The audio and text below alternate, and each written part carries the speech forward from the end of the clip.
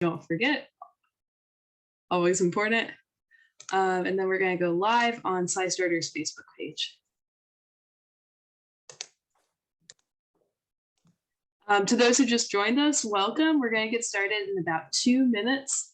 This webinar is being recorded and it is being live streamed to Facebook, so just keep that in mind. We want to encourage open dialogue and for all of you to ask questions. But we might read out your name when you ask a question and things like that, and it could end up in the recording, so just keep that in mind.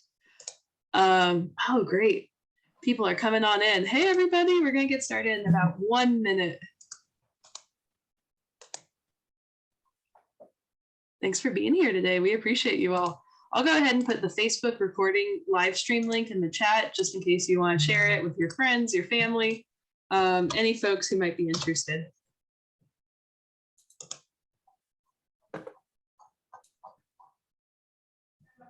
Okay, I'm going to go ahead and start sharing my screen so we're ready for the event.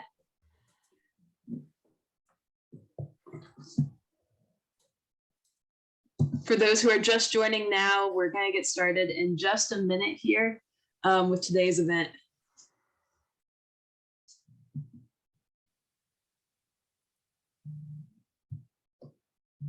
All right, we have hit the start time. We're at 3 o'clock Eastern, 12 Pacific.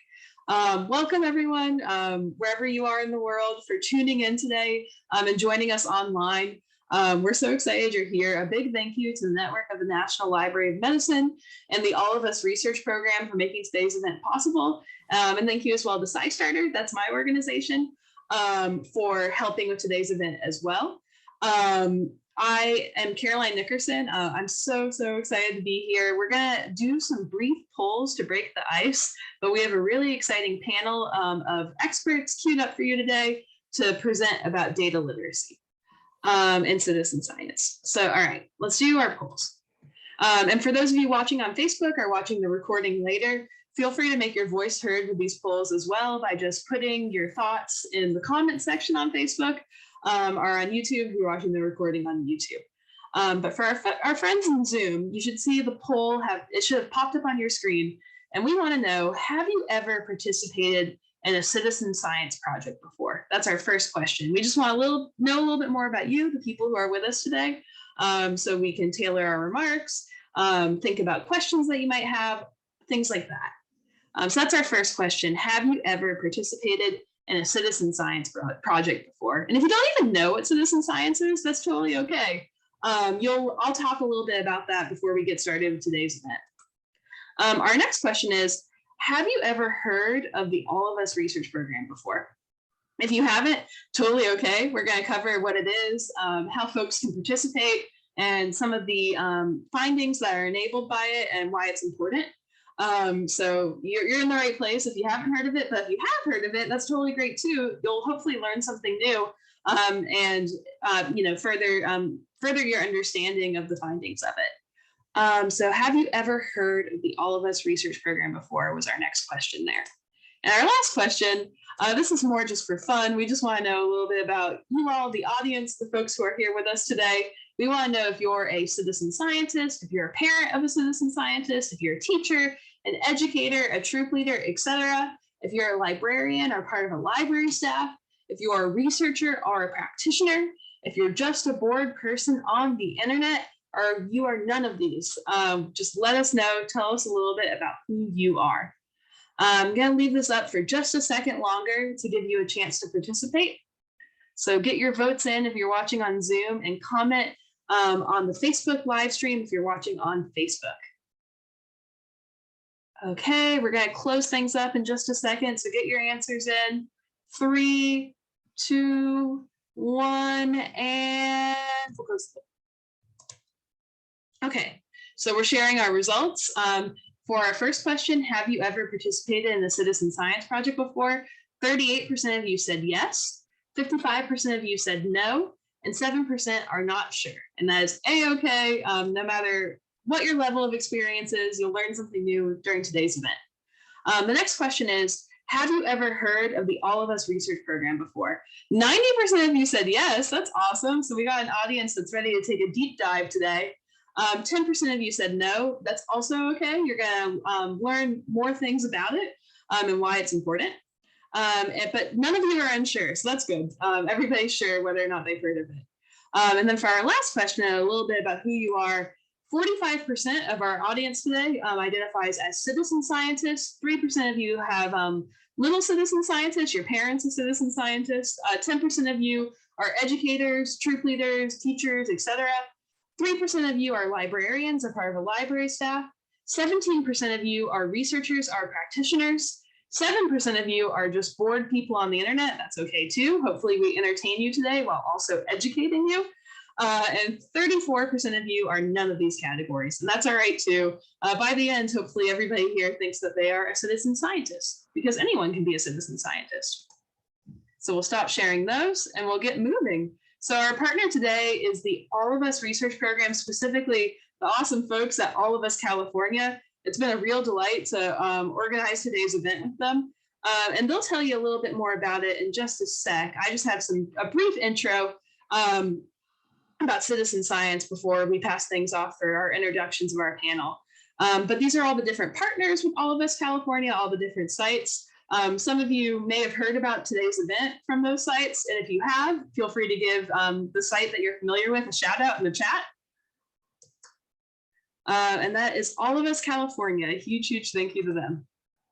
So why do we do this? Why do we do citizen science? It's because millions of people enjoy science and nature. You probably enjoy science and nature even if you don't realize it. If you're a curious person, if you go outside and ponder the world around you, if you're curious about health, if you're curious about your brain and how it works, or whatever it might be, you're in good company. There are millions of people just like you who want to understand the world. And the great news is thousands of scientists need volunteers. One thing we say at SciStarter is scientists don't have enough eyes, ears, and perspectives to know everything there is to know, to understand everything that needs to be understood, to answer every question that needs to be answered. That's why we can partner together. Researchers can find communities of volunteers just like yourselves to accomplish so much more, to further the scientific enterprise and to make the world a better place. But sometimes they can't find each other. Passionate people like yourselves can't find these researchers who need your help. That's where SciStarter comes in and why we exist. We connect them. So we connect scientists to volunteer communities, and we connect passionate volunteers to real science they can do. So SciStarter.org, we're a partner on today's event. You can go to SciStarter and find all sorts of different opportunities across all types of science, everything from astronomy to biodiversity to health to zoology and everything in between. You can move science forward as a citizen scientist. So what is citizen science? Ultimately, it's a collaboration between those of us, between scientists, researchers, and those of us who are curious, concerned, and motivated to make a difference. Or another way we say it at SciStarter is citizen science allows anybody and everybody to turn their curiosity about the world into real scientific impact. So when you go to SciStarter, this is what you see. There are lots of opportunities, thousands of projects, events, and tools that you can explore. If that seems a little overwhelming, when we get to my section of today's event, I'll talk about a simple way you can get started with some training in data literacy. That being said, we really do want today's event to be interactive. So please, please, please ask questions via the Q&A. You can also use that chat. I know the panel of folks that we have convened today will be eager at the end to answer your questions. So if a question pops to your mind as you hear any one of our panelists speaking today, just put it in the Q&A and we'll try to get to it at the end. That being said, I'm going to stop sharing my screen here and pass the mic to Elizabeth from All of Us California to introduce the folks that we have for today's event. Elizabeth, take it away. Awesome. Thank you, Caroline. And welcome, everyone. My name is Elizabeth. I'm an engagement coordinator at All of Us California, specifically at UC Davis in Sacramento. And it's my honor to introduce Dr. Andrea Ramirez. She is the Chief Data Officer of the All of Us Research Program. In this role, she is centralizing data governance and analytics processes within the program. Dr. Ramirez previously served as a senior advisor to the Chief Executive Officer at All of Us. Before joining the National Institutes of Health, Dr. Ramirez was a physician scientist at Vanderbilt University Medical Center in Nashville. where she studied the genomics of metabolic disorders and precision diabetes care. So welcome, Dr. Ramirez, and take it away. Well, hello, everyone. Thank you so much. It's wonderful to be here with you. I am going to now share my screen. Just 1 minute to pick the right one. You don't want to see all of the other things. Let's see. Okay. All right. So it's, again, really wonderful to be here with you all. And I'll start the slideshow. I have to tell you, I think this is my first time on Facebook Live. Maybe that reveals my age, but so I'm excited to get started and discuss all of us with you today, and I'll keep myself on time. Okay, so today we're going to talk about All of Us. I was thrilled to see that 90% of you have heard of All of Us, so that's exciting. We aim to accelerate health and medical breakthroughs and really make individual prevention, treatment, and care possible. So wonderful to be with you all with SciStarter, such a neat organization. I'm a federal employee, don't have anything else to disclose for you. I think you can all appreciate this picture that people have different disease risks. We all sort of start muddled up in the middle, and then as life goes by, we end up in one of these buckets of being perfectly healthy in green, having a really bad disease in red, or maybe having something funny in blue, like I study in my clinic. We study people with diabetes, which is a very common disease, but people who have sort of a funny form of it, that can happen too, and science needs to learn more. Then when physicians try to treat people, different things happen. Sometimes a drug can help, sometimes a drug doesn't help. So how everybody gets different diseases and how drugs work, that really can be extremely variable. And when we look as researchers about how we learn more about that, unfortunately, what we know is that there's a huge lack of diversity in all studies, and one example of which is genome-wide association studies. So when we try to say, what part of that disease risk is accounted for by your genome, we've only really looked at European people over time. We really haven't expanded outside of the European groups adequately to understand a lot of different outcomes in health. So the All of Us research program was born out of the Precision Medicine Initiative. Our mission, again, as I stated, is to accelerate health research and medical breakthroughs. We see that happening by nurturing partnerships with 1 million participants who reflect the diversity we know exists in our country, delivering one of the largest, richest biomedical data sets to researchers that's broadly available and secure, and then really catalyzing an ecosystem of communities, researchers, and funders to help make All of Us important for health research. And as we grew the program, we established core values. We won't go through all of them today, but these things are really important to us, that participation is open to all and reflects the diversity of the country. We see participants as partners in research, not subjects for research to be done on. And we really want to be a positive change, a catalyst for that positive change in research. So we'll talk a little bit about that today. Since launch in 2017, you can see we've gotten over 470,000 participants now. We did have a little bit of a slowdown with COVID, but there's a big uptick now that we're emerging and getting through the pandemic. And we've been able to engage over 80% of our participants from communities traditionally underrepresented in biomedical research. That includes racial and ethnic groups, as well as the other categories shown: sexual and gender minorities, educational attainment, other things that we know are people who've traditionally been left out of research. And we've done this through a huge network of All of Us program partners, including the California group that we're so thrilled to partner with. So what happens when you join All of Us? There's a consent process that happens, and we do have video consent available, and we also ask people to consent to sharing their electronic health record data. We're taking participants 18 years or older now, but looking to expand into children as well. We ask participants to complete surveys. The surveys we have available are shown here. We did develop COVID unique surveys, as well as a recent survey launched to understand the social determinants of health. We collect physical measurements if the person is enrolling in our study in person, and you can see that list there. We gather biosamples. So we've developed the largest biobank of its kind at the Mayo University Clinic, including blood, saliva, and urine. And if you have a device, we allow you to bring your own device, either a Fitbit or an Apple Health Kit device, as well as we have about 10,000 Fitbit devices we're piloting giving to our participants as well. So we understand all of these different ways are important to collect data. And the ultimate goal, again, is an innovative research effort that reaches diversity at over 1 million people and really engaging participants as partners. So how do we return value? I mentioned we want to make sure participants are engaged, not subject to research, and that we give them value back. We think a main way to give that value back is to let participants have access to their information. So after participants donate their biosample, we generate genome sequence, and you can see 2 different ways we actually give that back right now. So when we generate genome sequence from their biosample, we return non-health genetic traits. So things like earlobe shape, cilantro preference, as well as genetic ancestry. So where you came from based on your DNA markers. And then we've also developed the ability to return health-related genetic traits that look at hereditary disease risk, as well as pharmacogenomics, or how medicine works to impact your health. And that should go out later this year in 2022.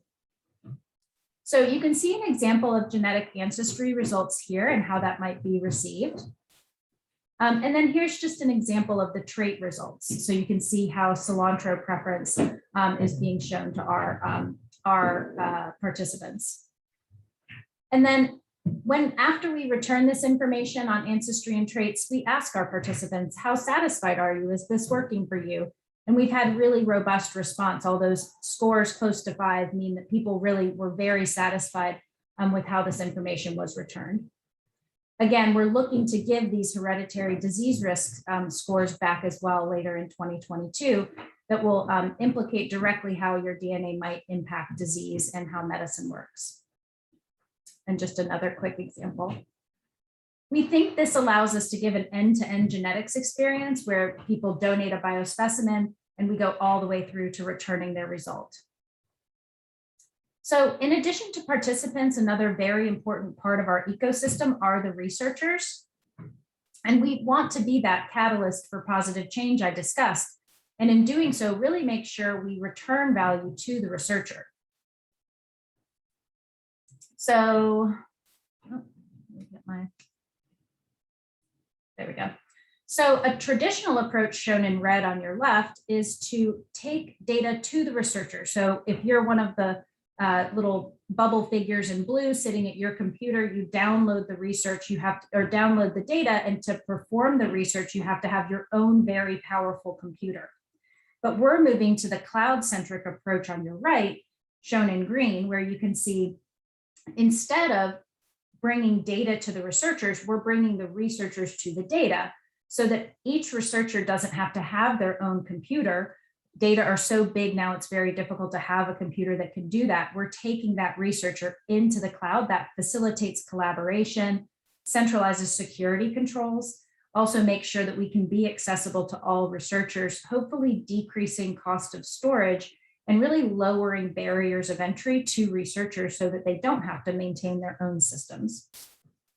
So as we develop this approach, we know we need to share widely. We want to share widely, but also wisely.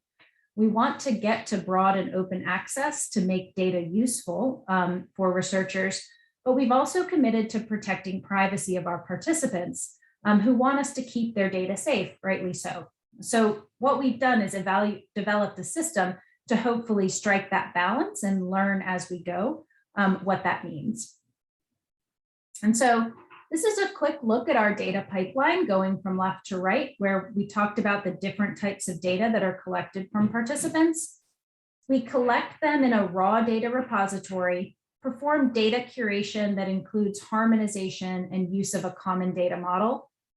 We then store them in a curated data repository that feeds the researcher hub. Data is then accessed through a secure Google Cloud-based platform, as I mentioned, that really lets researchers come to the data again in the cloud.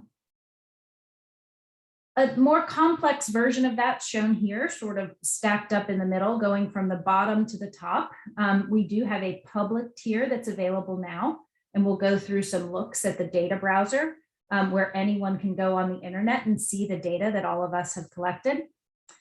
We also have a registered tier that's in that cloud-based resource called the Researcher Workbench that was launched back in May of 2020 that included surveys, electronic health records, and physical measurements. But just this March, so just last month, was the first time the controlled tier in gray shown was launched. And this huge leap forward of the controlled tier is that it includes genomic data. So we guarantee no obvious participant identifying information or privacy identifying information, but we did include genomic data there, as well as real dates and data linkages to things that reflect on the environment and other social determinants of health. So this has been a really exciting advance. The highest level there, individual biospecimen and recontact of our participants, is not developed yet. In the future, that will be available for ancillary studies when people can come in and ask other questions of the participants when we reach our full enrollment. So for you all, anytime, go right now to researchallofus.org and you can see these public tools that are available to learn about data. There are some static snapshots that are refreshed fairly regularly. We have a survey explorer that lets you look at all of the questions asked of our participants. And then we have a data browser, and we're going to look a little bit at the data browser and how you can go through and see the different things we've collected. There's a QR code, or at databrowser.researchallofus.org. That's how we host all of the public tier aggregate data.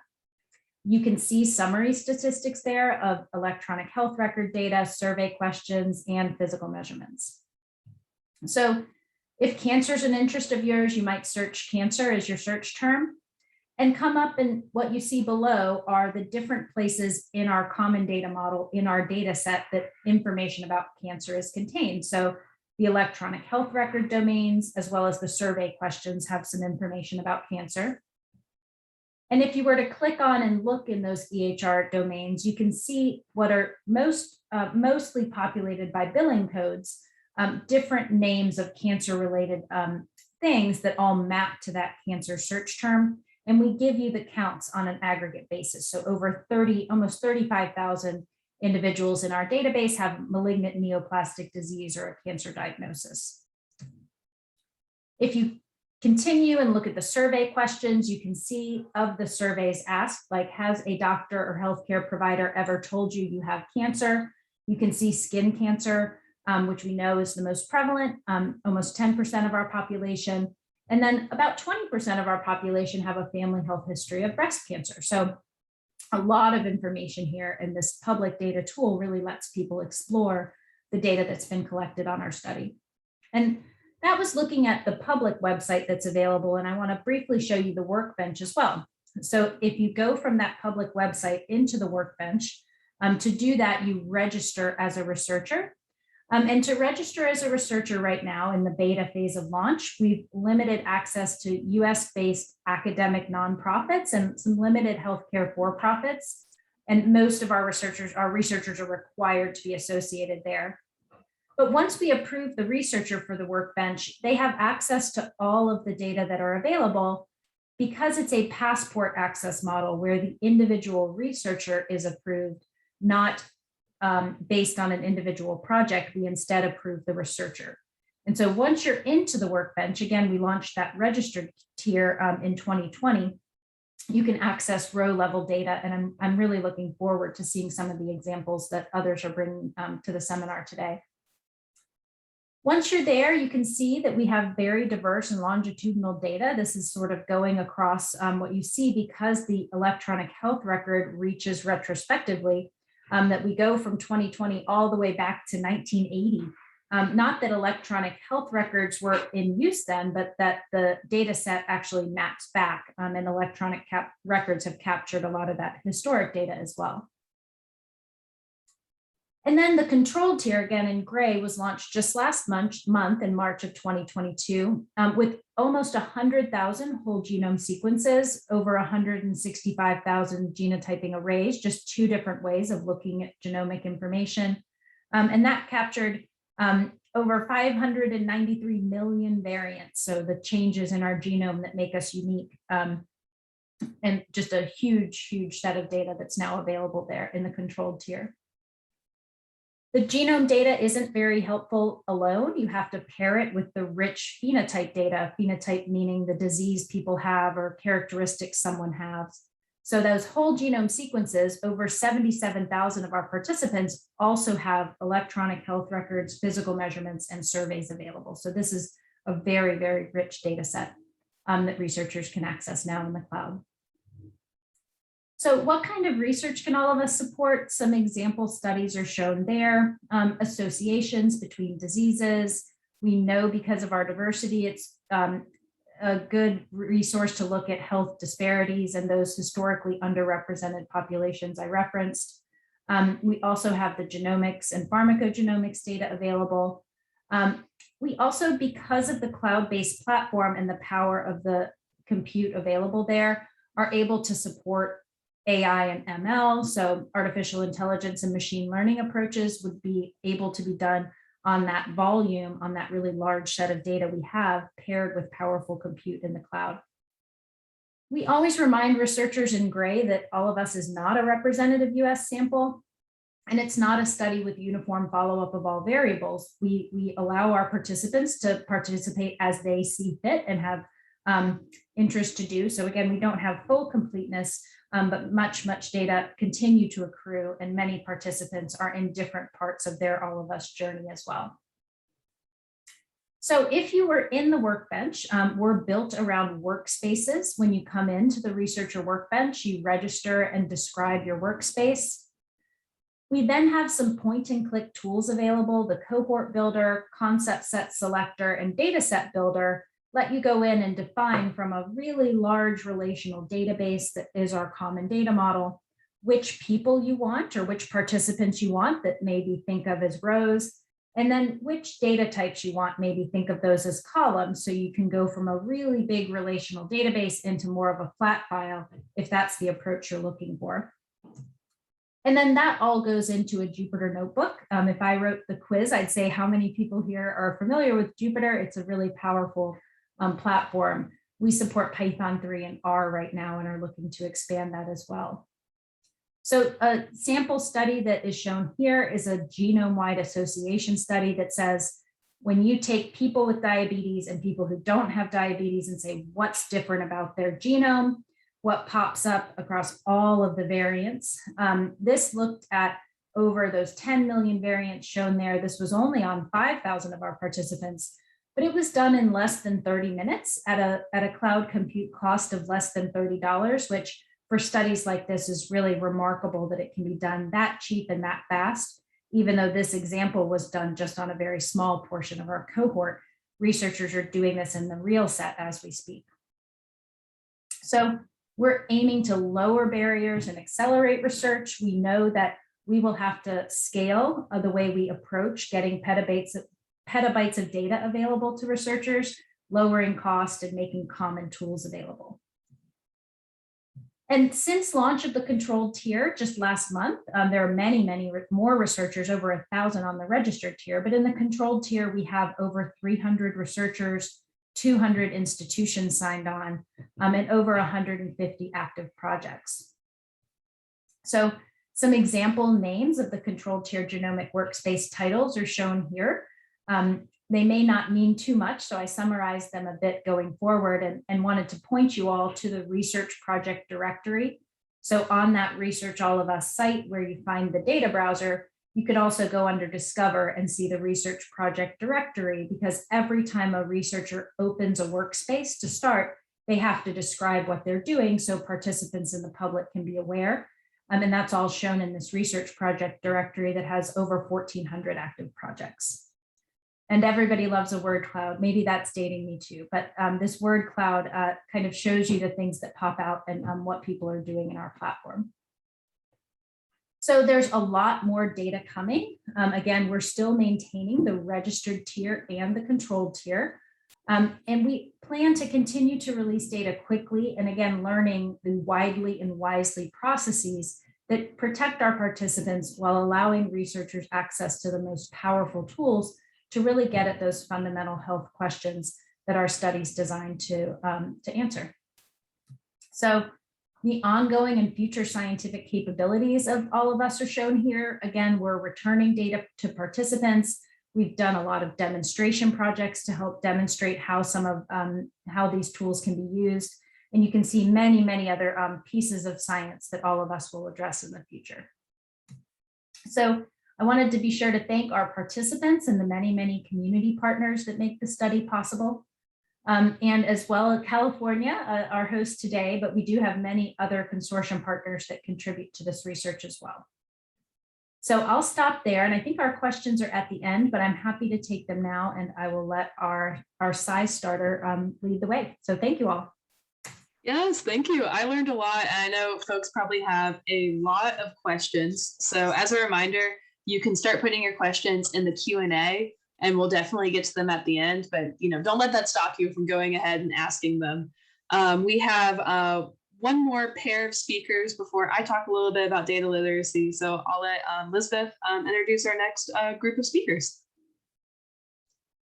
Awesome. Thank you, Caroline, and thank you, Dr. Ramirez, for your presentation.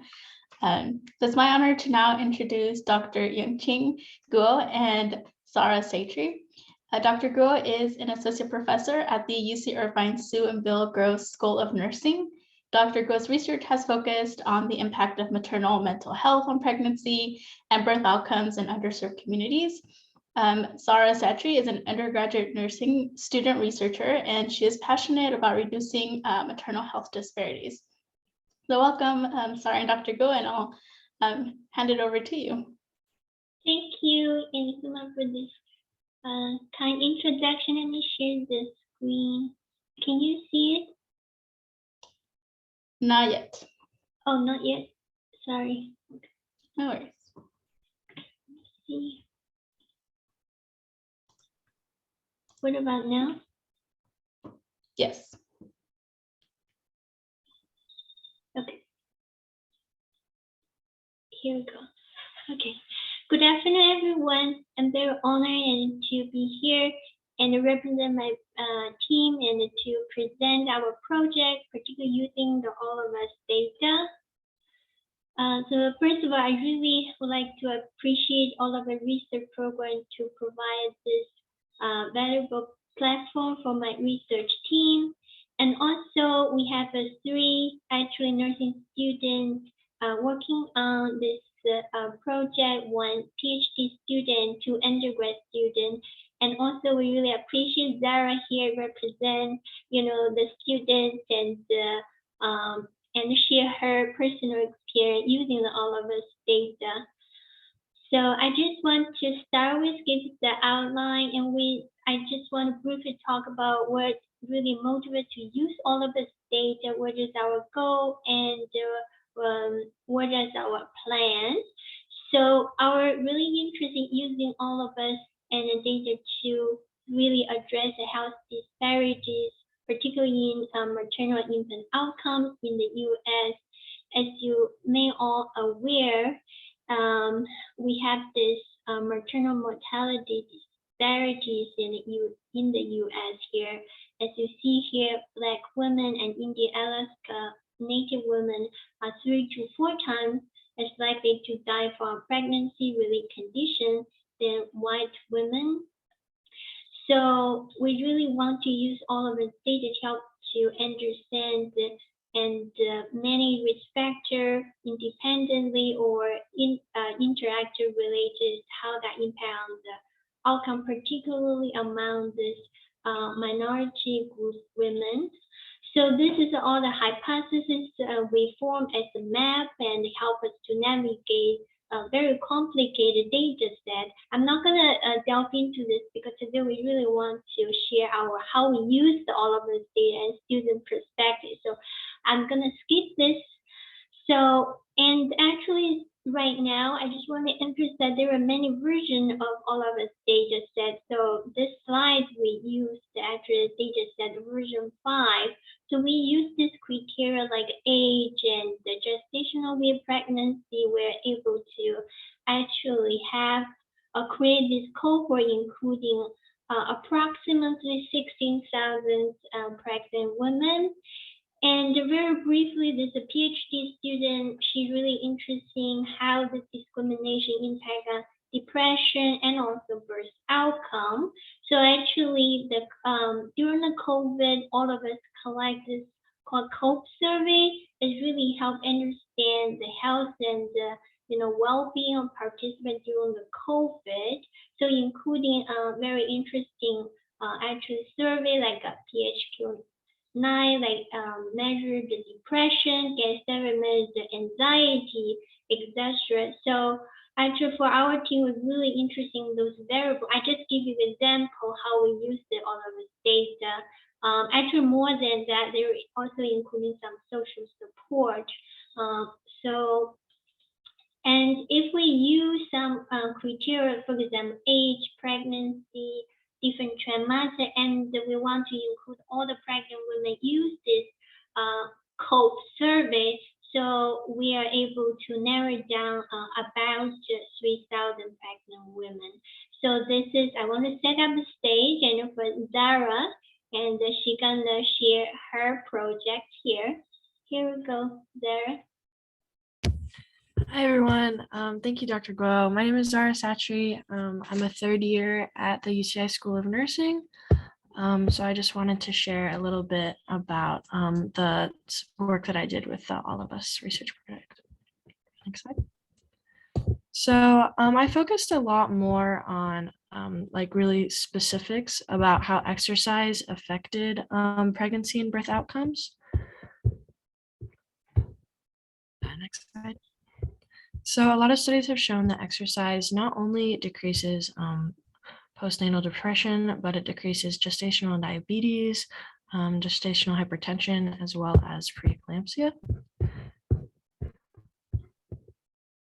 So just a little bit of an overview of the Fitbit data that we used for this study. So the Fitbit data on the All of Us website is broken down into 4 categories. So it has heart rate zones based on heart rate and age. It has the heart rate by minute level. It has your activity level, which is really important for the kind of stuff that we looked at. And it also has the activity, the steps that you take every day. So we use this Fitbit data as well as like race data from the rest of the All of Us database to break down a table of how many people who were pregnant also had Fitbit data. And so we plan on using this to look at like more specifics about how exercise affects pregnancy and pregnancy outcomes. So we also use the COPE survey as well, which gives us a lot of information about mental health, as Dr. Guo explained. So just my perspective on this is my first ever research project. I was 19 when I joined. I thought it was just super excited to be able to like dive into the research world and really explore like it's just like like studying stuff that I was really passionate about, like disparities. And Dr. Guo was a really good mentor and it gave me a lot of freedom. I learned a lot about just like how good research is done in general. And with All of Us, it was a really cool database to explore. It was really easy to use, lots of data to see, lots of like real world examples of the stuff that we had been talking about. So yeah, I was just really excited to work on this project. So yeah, thank you for having me as well. Thank you, Zara. Thank you.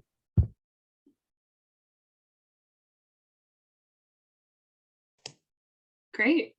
Dr. Guo, do you have anything else you'd like to share before we move on to more of an overview of data literacy?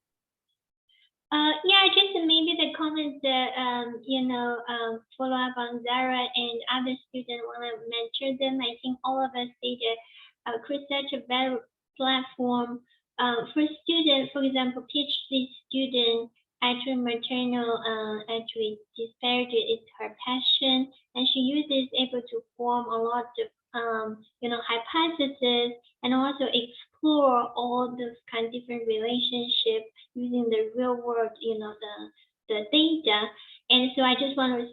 sad because it takes a long time to collect all this data, objective, and using Fitbit, and subject using the survey, and particularly collect the data in, those marginalized community is not easy. And so that's why I think it's benefit for students to conducting research and also clinical experience, like Zara, nursing student, and in this quarter she is doing some clinical practicum, right, and mental health, and so she actually doing some research before she entered into this clinical practice. So right now, really how that research and a big data, we talk about big data, so when now she is a nursing student before, and she become a nurse, and she already had this both research and clinical experience. So I do think that all of the not just it's a great resource data set for researchers and for students, and also for a clinician too, can answer a lot of very important questions. Thank you so much. Thank you. I want to remind everyone that if you have questions from anyone you've heard from so far today, don't hesitate to get those in that Q&A. You can also use the chat. I'm also seeing lots of shout outs in the chat from folks who are saying how amazing your work is. So thank you so much to everyone who's spoken so far today. I'm going to speak for a few minutes about data literacy generally for citizen science, and then we want to have a really, really robust discussion. So data literacy, in a nutshell, it's the ability to make meaning from data. So it can help you build your knowledge, ask the right questions, make better decisions. And just generally, data is information. Data can be words or pictures. Data can be numbers. Data can be your own perceptions, you taking notes about what's going on in your own life. All of this can be analyzed to look for different trends, to try to have a broader understanding in the aggregate of the world. And data literacy, it matters for science. We heard about some amazing research that's enabled, that's for health, right? Something that matters to all of us. We all want to be healthy. But data literacy is relevant for projects that have to do with like astronomy, for projects that have to do with species distribution of different plants and animals. For any type of science, it's relevant. It's also relevant to our own lives. I know I was analyzing data on my utility bill today. I was trying to figure out, why is my utility bill going up so much? And I realized, I looked at trends from month to month, and I realized, oh my gosh, I think I'm turning up the heat, as we get closer to winter, and that's why it's going up. Maybe I can adjust my behavior. That's just a simple example of me looking at data in my own life to understand my own decision and make better decisions and understand what's happening to me. So data is information. So citizen science data, these are some projects that use data. The Great Sunflower Project, that asks citizen scientists around the world to monitor flowering plants for the number of pollinators that visit. Pollinators are creatures like bees or butterflies, for example. You just pick a flowering plant. It doesn't have to be a sunflower. You sit there and you count the number of pollinator visitors. And by making that simple count and submitting it to the Great Sunflower Project, you're able to help this research team that's actually based out of University of California, San Francisco.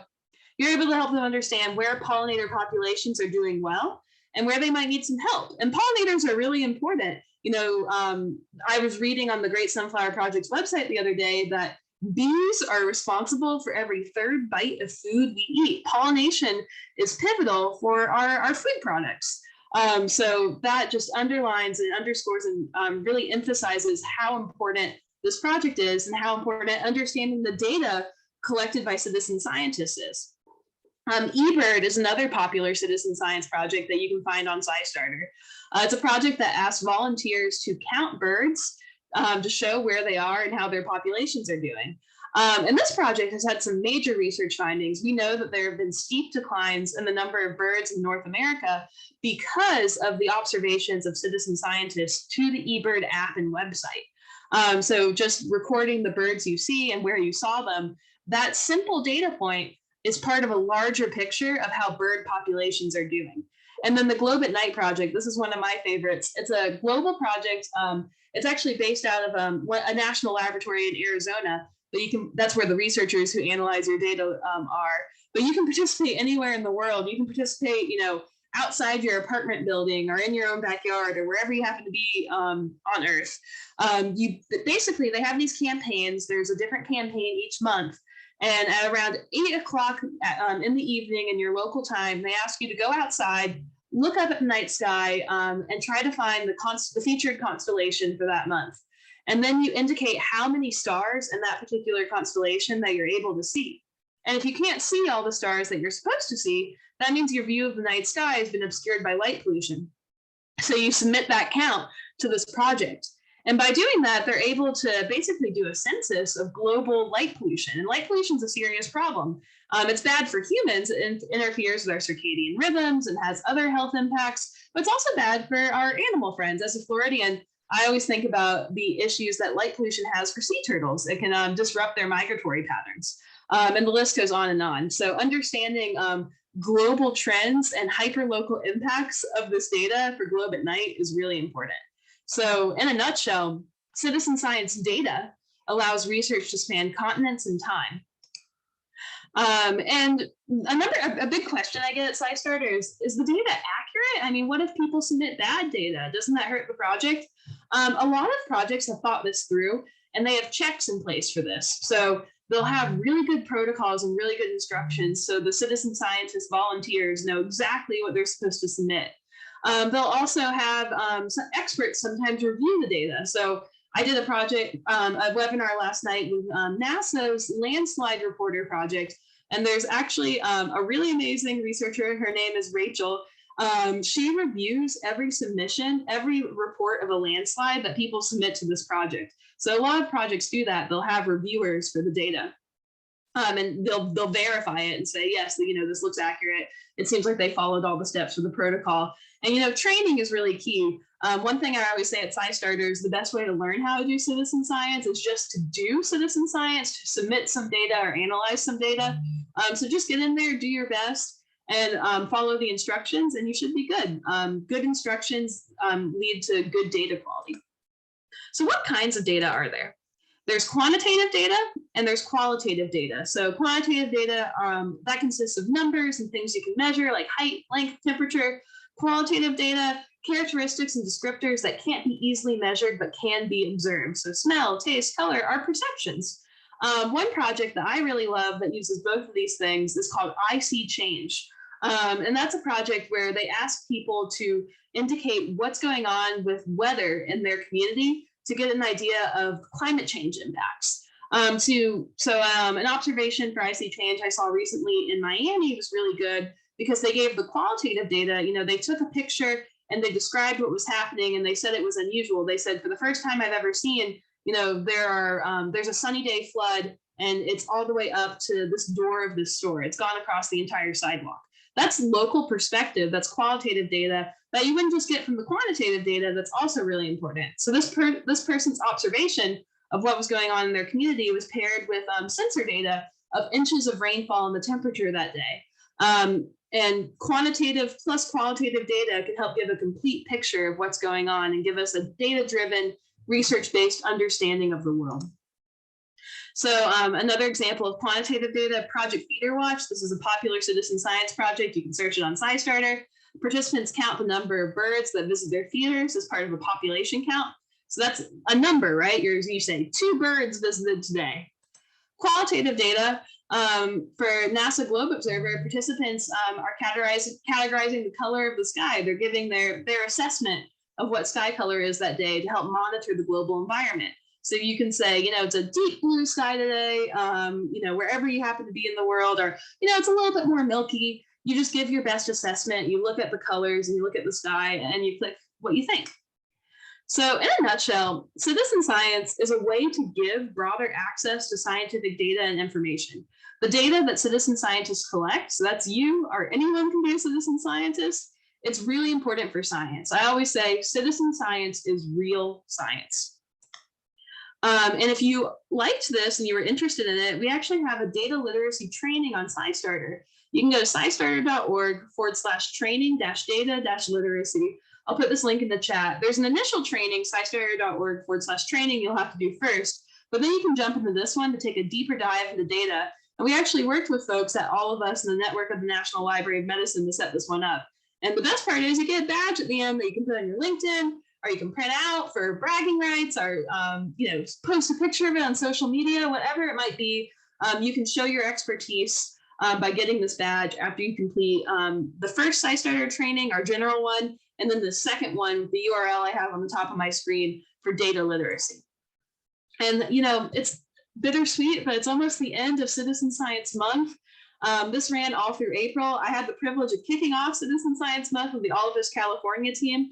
You can find a recording of that event on SciStarter's Facebook page. That was a lot of fun. We talked about women in science, and we had lots of other events of the month. And if you go to citizensciencemonth.org, you'll see the last few that are kind of taking us through the end of April. But Citizen Science is year-round. All of Us is year-round. You can participate anytime. So if you, I know some of you hadn't heard of All of Us before at the beginning of this presentation, you can go to joinallofus.org/California to learn more. And we will put all these links in the chat, don't worry. I'll put it in the comments on Facebook too. But even if you're not in California, you can go to that link and you can get where you need to go, because the future of health begins with you. And once again, I want to thank the All of Us California partners who helped make this event possible today. We're going to have ample time for questions, but just kind of summarize my remarks. If you want to go to citizensciencemonth.org, you can join other citizen science events, or you can just explore SciStarter year-round. If you want to learn more about All of Us, go to joinallofus.org/California. And we actually do have a survey for today's event, which is really exciting, where you can help tell us how we did and give us some feedback about how to make future events better, or if there are other things you wanted to learn about, you can do that. With that being said, I'm going to stop sharing my screen now because it is question time. We want to engage in some dialogue with you for the last 10 minutes or so here. So let's see what questions we have. Someone asked, can you post all the links in the chat? Yes, we can. We will do that. So someone said in the chat, for the light pollution, where recording humidity, for example, helps since it alters visibility. That project actually doesn't have that in its protocol, but you can record humidity for a project like IC Change. There are thousands of citizen science projects out there, and they all have different things they study. I think I'll kick things off with a question for Dr. Ramirez. So Dr. Ramirez, one misconception you actually cleared up for me today is I had always thought All of Us was representative of the US, but you mentioned that you actually have more diversity. I was wondering if you could kind of expand on that and any trends you might be seeing so far in the general All of Us data set. Sure, happy to. So that's a great thing to pick up on when you think about things like NHANES or the Framingham Heart Study. Many of those have different study designs. All of Us is not designed to be representative, but again, to appreciate those groups that have been traditionally underrepresented in research and overrepresent them, oversample them up front. To be sure that there's ample sample size available for research of all kinds in those historically underrepresented communities. So some trends we're seeing are that, as we anticipated, by engaging a really diverse network of partners and focusing on engagement as a means to enroll participants, we have been able to reach those communities. I think when we set out with ambitious goals to engage over 80% of our consortium from those groups, many people thought that just wouldn't be possible. So the biggest trend and the biggest thing I'm happy to report here is that in the first 5 years of our program, we have succeeded in engaging those communities and look forward to doing so through the end of our recruitment as well. So yeah, that's so exciting. A quick follow-up question. I'm just curious if there's anything about All of Us that has surprised you. You mentioned, ambitious goals and you all have attained them, but have there been any other surprises you've encountered? So some things that have been surprising, many things have been surprising. But one I'll focus on here for a data group is how really dense the electronic health record data has been. As I mentioned, it really goes back a lot farther than anyone really anticipated. And we've brought together over 50 different systems that are feeding data in. So pushing the limits of how we use a common data model and what that relational database looks like, it has been surprising how much data are there, as well as how much work we have to do to understand it. So I think we can all think about when we go to our doctor, as a doctor myself, when I populate those electronic health records, the ability to use them in health research is an important area that really we need researchers to come in and work with the data on that methods development to really make the most and get the most benefit out of that huge amount of data that's been made available there. So we're really excited that so many people can access it now. Oh, that's so cool. And speaking of people accessing it, for Dr. Guo and Zara, I'm just curious if either of you have any surprises you want to share, or other things that you learned that you didn't get a chance to share in your presentation. We'll start with you, Dr. Guo. Yeah, I want to follow up on that medical record, because that's actually one the exciting thing and for us, but also it's a challenging for us, because one thing we're really interested in the access to, the medical record about the pregnancy outcome and birth outcomes. But we really delve into this. So many codes, we're just trying to understand which codes refer to, what kind really meaningful for us. And sometimes there's the similar, the medical outcome, but different codes. So with that's really surprising. Meanwhile, challenging for us. So I'm glad, we mentioned about this. We're still trying and learning about this. How can we navigate this very complicated, big data? So big data is exciting, but also bring us challenging too at the same time. Zara, is there anything you'd like to add to that? Yeah, just like Dr. Guo was saying, there's a lot of really specific criteria for everything, which is super cool and super exciting to navigate, but it also does provide its own challenges. But then I feel like we learn a lot more that way, just trying to really be able to narrow down like what we're looking for and what is most relevant to us. So I thought that was a cool feature that was surprising, but it was exciting too. Yeah, I know from the beginning, we had a lot of researchers in the audience. So for Dr. Guo and Zara, I'm just curious if there's any advice you want to share to your fellow researchers, or any other advice you have about, using these big, all of us data sets. Dr. Guo, maybe we start with you. Yeah, the advice I would say, probably connect with some research already use this. I think rather than explore, on their own, because then I think I started with working with students, and then we were easily stuck with them. We reach out to, all of us, a lot of support systems. So very helpful. We always set up the individual, like a Zoom session to help. But, I think all of us right now set up all this kind of workbench, the kind of session, maybe set up some initial, meetings, just help to, I think, save a lot of time. Zara, is there any advice you'd like to share, or any other advice? Yeah, All of Us has a lot of really good resources. I think on the very front page, there's like a bunch of video tutorials that answer a lot of FAQs, which are super helpful and really easy to understand. So yeah, just use your resources. All of Us has a lot of resources and a lot of people who you can reach out to that really help you get it quickly. Fantastic. And then Dr. Ramirez, is there anything else you want to say to our researcher audience, like any words of wisdom or advice for them?